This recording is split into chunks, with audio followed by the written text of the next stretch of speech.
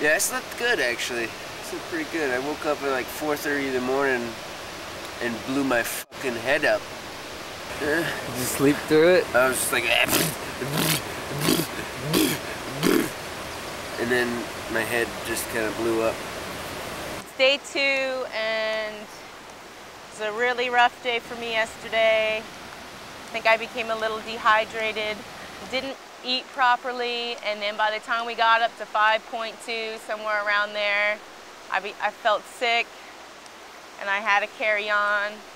But once we got to camp and I had my little, I can't do it, and it didn't matter because there's nowhere to go. It was a pretty tough walk. 10 miles was not what anybody, I think, was expecting. My back is bruised, shoulders are hurting, and I'm ready to do another 10 today. I'm gonna make sure I have plenty to drink today. I'm gonna have a decent sized lunch. I'm not going to have a granola bar for lunch today. I refuse. I was pretty sure you were gonna get convinced by your girlfriend that we were walking back and we were gonna have to do the whole hike up, just me and you, double time. But looks like she's ready to go. And if we keep going, we gotta make it. I really didn't care about the scenery yesterday, unfortunately. Once I got to the point where I just was feeling sick.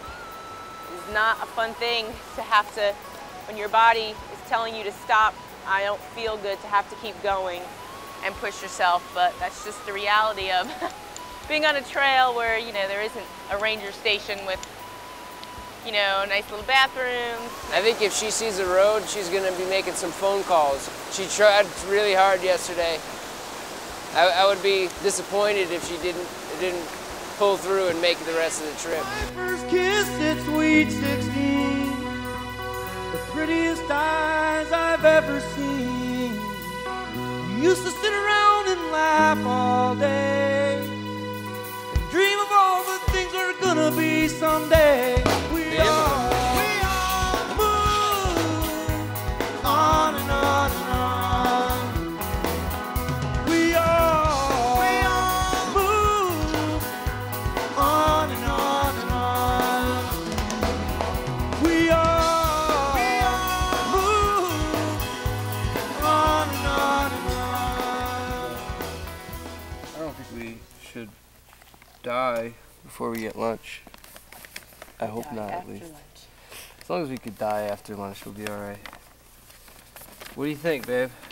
I think I'm in big trouble. I think there's bound to start bleeding, and we're in the middle of nowhere, and there's nothing I can do about it. If I don't come with you guys, I get left out in the wilderness. But at the same time, this is bound to start bleeding, and it's slowing me up already. Can't believe you passed up that opportunity. That was just amazing. I don't want to hear any more bitching. I'm just kidding. Making the ascent of our tallest climb. We're doing pretty good. We just had an opportunity to drop the girl off, but she declined. That must be crazy. That must be. She is.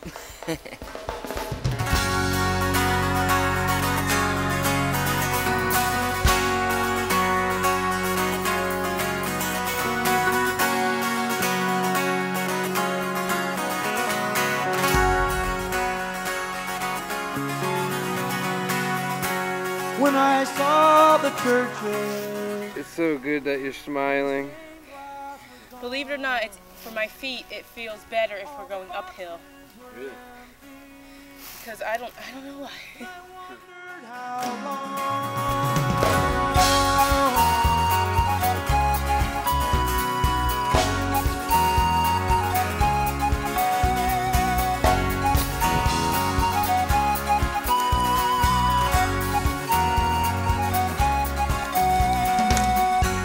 When I saw the blind man who can't see the sun, he talked of his army, some war they won.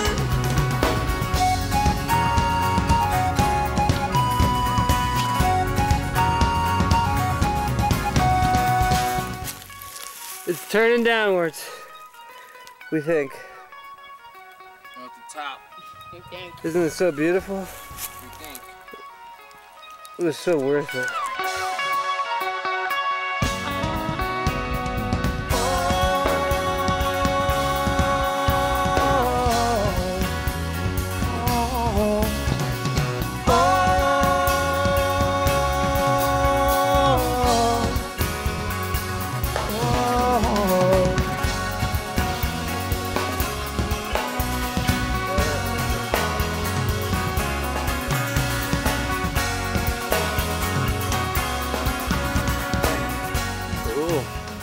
I could sleep here.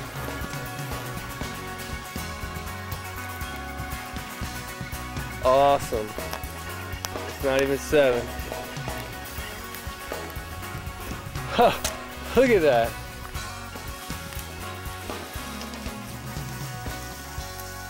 This is just the little stuff. Give me a hand. Put the camera down.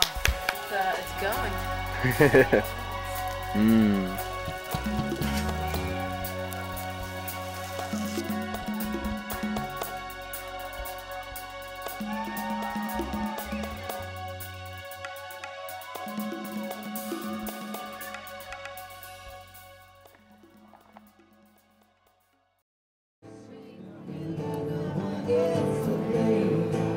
I'm Bill Maroni. This is my wife, Golden Sun. or Charlotte Chatto. My trail name is Straighjacket. We met each other at a place called Hyatt Ridge, and we got to know each other over a process of leapfrogging on the trail over a couple months, and took a liking to each other, and developed a romance that lasted after the hike was over. And we ended up getting married. And I had never done any backpacking at all before I set out on the trail. So the first night that I was on the trail was the first night that I actually had ever carried a backpack, put up a tent, and spent the night out in the woods. I needed a break from work and a break from life. I was pretty much done with relationships. It's such an intense environment. I mean, you know, if you are with somebody, you see them at their absolute extremes. They're most tired, most hungry, most in pain, most everything. Right. So it can be challenging. It can also be strengthening for a relationship, but it could just destroy a relationship too. I left the trail knowing more about who I am and being more comfortable in my own skin and being okay with me. It wasn't my goal, but it was a nice souvenir along with him. To follow a dream like hiking the trail, you got to make sacrifices. You know, you have to wait until the timing is right, but at a certain point you just have to go it. You just have to go. You just have to do it. You know, and that's true of anything. I'm sorry, what was the question? It was such an incredible experience for me. I would hate to tell somebody that they shouldn't do something like this, but I think the experience might not be available to anybody one day. You're getting people outdoors and exposing them to like this national treasure that's the Appalachian Trail and the entire National Scenic Trail system. And the more people that get exposed to that, the better.